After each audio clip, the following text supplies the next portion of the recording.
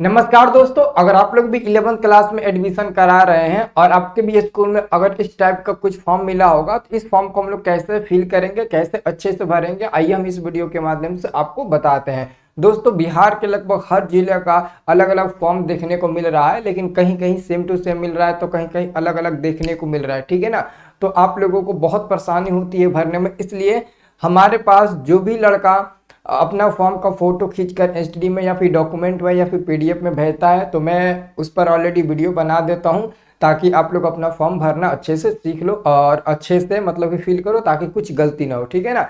तो वैसे ही दोस्तों मेरे पास एक लड़का ने भेजा है, अब इसको हम भर कर अच्छे से बता देते हैं। अगर आपको भेजना होगा तो आप पहले हमारे व्हाट्सएप ग्रुप में जुड़िएगा और व्हाट्सएप ग्रुप में आप व्हाट्सएप ग्रुप के माध्यम से आप जरूर हमारे व्हाट्सएप पर भेजिएगा। आप हमारे व्हाट्सएप ग्रुप को ज्वाइन कर लो। मैं अपने व्हाट्सएप ग्रुप में एक नंबर भेजूंगा, उस नंबर पर आप लोग ना मैसेज करिएगा, उसका फोटो खींच कर भेजिएगा या फिर डॉक्यूमेंट भेजिएगा। डिस्क्रिप्शन में लिंक है, आप जाकर जल्दी से व्हाट्सएप ग्रुप ज्वाइन कर लो। ठीक है ना। और वहां से आप भेजिएगा तो मैं भरना सिखा दूंगा। ठीक है ना। तो आइए पहले हम लोग इसको भरना सीख लेते हैं। ये हमारा प्रवेश के लिए आवेदन पत्र है। यहाँ पर सबसे पहले अपना एक रंगीन फोटो हाफ पासपोर्ट साइज का आपको चिपकाना है गोंद से। ठीक है। और यहाँ पर आपको देखिए संचिका में क्रमांक दिया है और पंजी में क्रमांक दिया। इसका मतलब होता है, संचिका में क्रमांक का मतलब होता है serial number of file, serial number of in file होता है। ठीक है ना। तो यहाँ पर वो आपको भरना है। और पंजी में क्रमांक का मतलब होता है सीरियल नंबर इन आपको क्या भरना है, तो register, serial number in register. ठीक है। उसके बाद से यहाँ पर एक नंबर से आपको भरना क्या है, ये आपका मेन है, यहाँ से आपको सब भरना स्टार्ट करना है। ठीक है ना।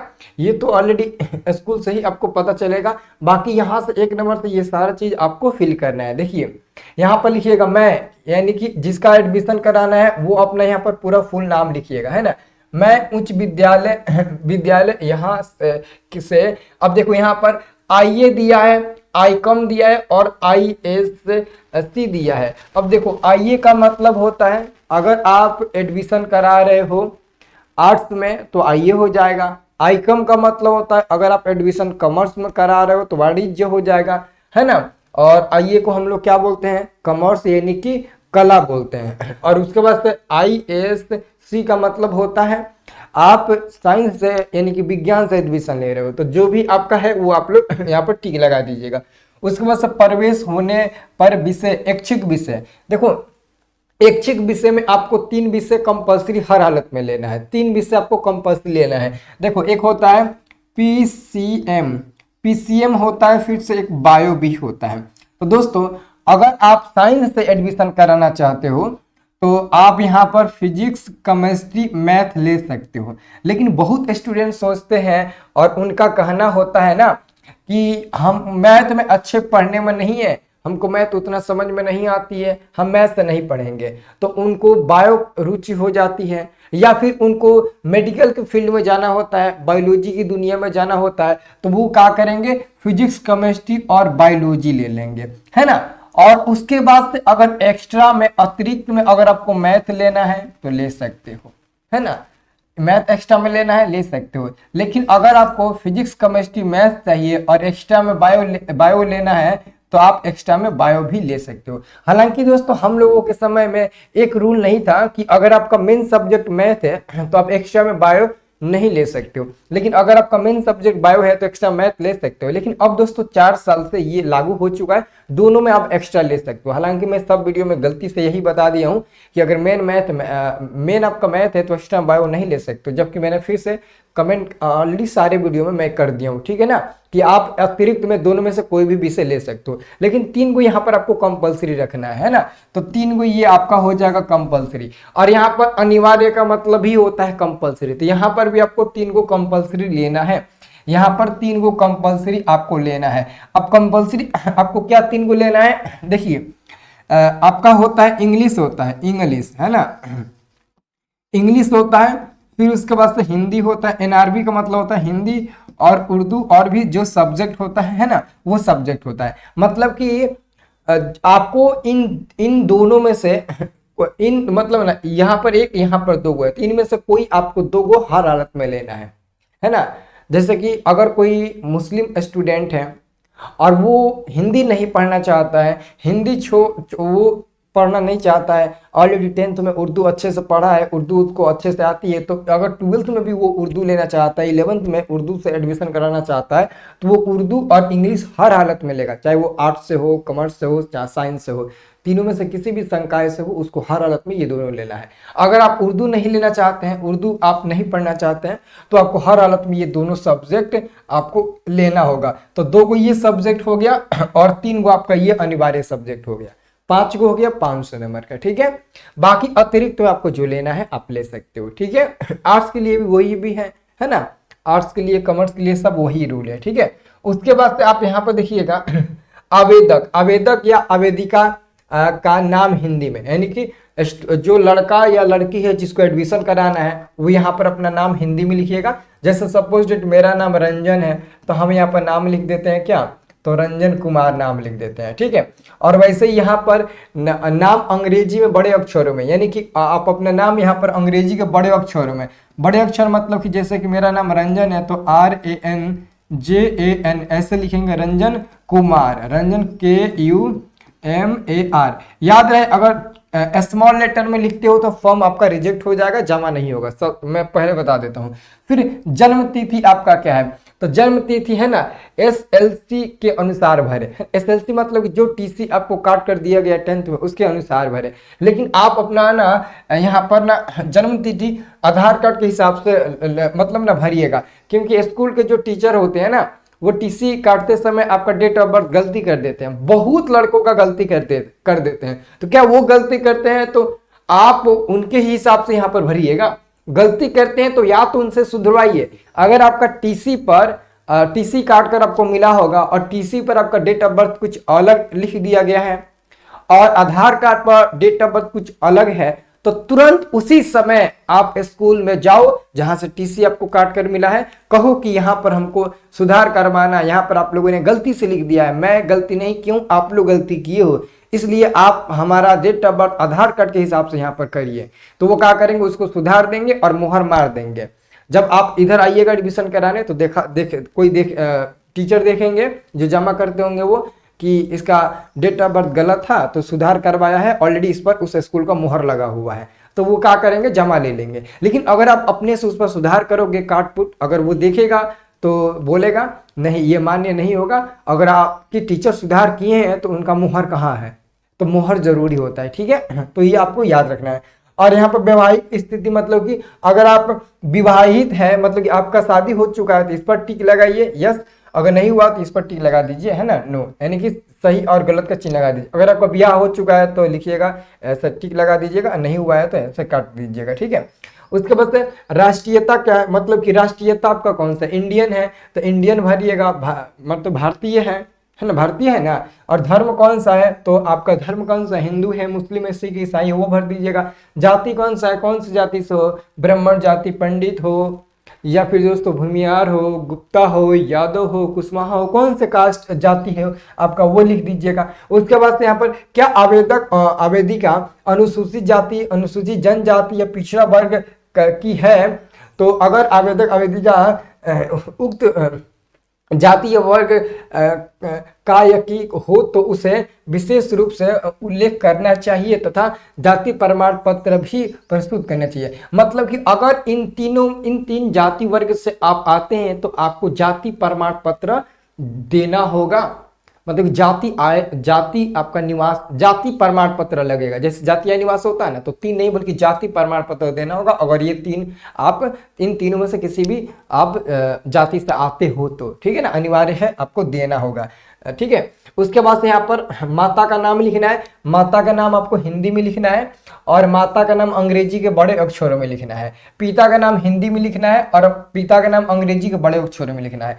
आप अपने माता का, अपने पिता का आधार कार्ड ले लेना, उसी के हिसाब से अंग्रेजी अक्षर देकर भरना और हिंदी अक्षर देकर भरना। आधार कार्ड के हिसाब से ही भरना आप लोग, क्योंकि दोस्तों उसी में आपका सही रहता है ना। आधार कार्ड के हिसाब से ही सब कुछ काम करिएगा, है ना। आधार कार्ड में जो आपका नाम रहेगा, जो आपका मतलब ना स्पेलिंग रहेगा, वही आप लोग यहाँ पर फिल करिएगा। स्थानीय अभिभावक का पता यदि कोई हो तो, देखिए स्थानीय अभिभावक का मतलब होता है कि अगर कोई आपका गार्जियन है तो आप अपने गार्जियन का स्थायी पता बता दीजिए आपके घर में। तो मानते हैं कि आपके घर में आपके पिताजी ही गार्जियन है, तो आप अपने पिताजी का क्या लिख दीजिएगा नाम लिख दीजिएगा, ठीक है। और उसके बाद से स्थायी अभिभावक का नाम यदि कोई हो तो ठीक है। और पिता का पेशा, यानी कि आपके जो पिताजी है वो क्या काम करते हैं। अगर किसान है तो यहाँ पे लिख दीजिएगा किसान, है ना, किसान लिख दीजिएगा, ठीक है। ओके, ये आपका हो जाएगा, है ना। अब 14 नंबर में देखिएगा, 14 नंबर में है वर्तमान पता, है ना। वर्तमान पता, यहाँ पर आपको क्या भरना है, वर्तमान पता, ठीक है ना। वर्तमान आपको पता भरना है, वर्तमान पता यानी कि प्रॉपर आपका वर्तमान पता कहाँ है, वर्तमान पता घर आपका प्रॉपर कहाँ है, ठीक है। उसके बाद यहाँ पर आपको मोबाइल नंबर भर देना है, वही मोबाइल नंबर भरना जो कि चालू रहे, है ना। घर का स्थायी पता, जैसे कि एक होता है वर्तमान पता, एक होता है स्थायी पता। वर्तमान पता का मतलब होता है कि बहुत ऐसे लड़के होते हैं ना जो मामा की हैं, मौसी की हैं, है ना, चाचा की हैं, अलग अलग मतलब ना हितई में रहकर पढ़ाई करते हैं। तो कोई अगर स्टूडेंट हितई में रहकर पढ़ाई करता है तो वहाँ का वर्तमान पता डालिएगा, और घर का स्थायी जो आपका पता है वो यहाँ पर भरिएगा और यहाँ का मोबाइल नंबर डालिएगा, है ना। लेकिन अगर आप मामा की कहीं नहीं रहते हैं, अपने ही घर में रहकर पढ़ते हैं, तो दोनों में आपका सेम रह जाएगा, ठीक है। आपका वर्तमान पता भी यही है, स्थायी घर का पता भी यही है, दोनों में सेम रह जाएगा। बाकी यहाँ पर बैंक का नाम डाल दीजिएगा, आपके बैंक का नाम क्या है और उस शाखा उसका कहाँ है, शाखा का नाम डाल दीजिएगा। और साथ में उस पासबुक पर दोस्तों IFSC कोड होगा वो डाल दीजिएगा। खाता नंबर यानी कि अकाउंट नंबर डाल दीजिएगा। आधार नंबर 12 अंक का होगा वो यहाँ पर आप लोग डाल दीजिएगा, ठीक है। उसके बाद से विद्यालय का नाम जहां जहां से आवेदिका या आवेदक आवेदिका ने माध्यमिक विद्यालय परीक्षा पास की है, मतलब कि अब आपको यहाँ पर ना उस विद्यालय का नाम आपको डालना है जहां से आप 10th पास किए हो। 10th जहां से पास किए हो उस विद्यालय का नाम क्या है वो डाल दीजिएगा।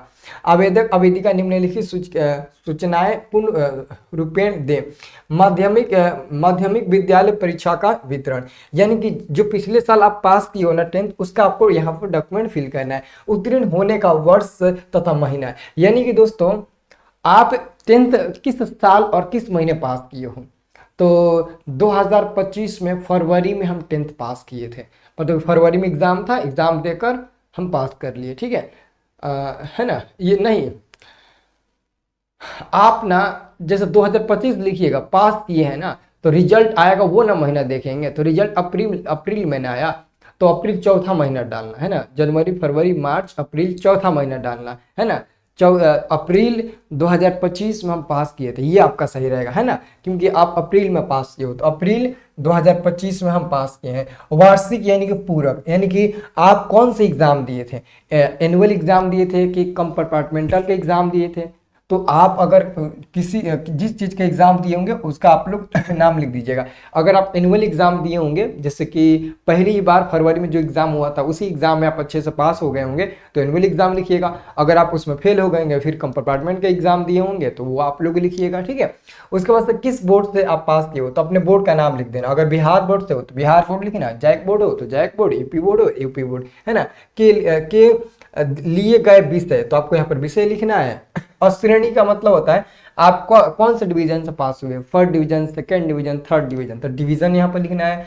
फिर आपका कितना नंबर आया है, 312, 300, 400, 460, 475, कितना नंबर आया है वो यहाँ पर आपको नंबर लिख देना है, ठीक है।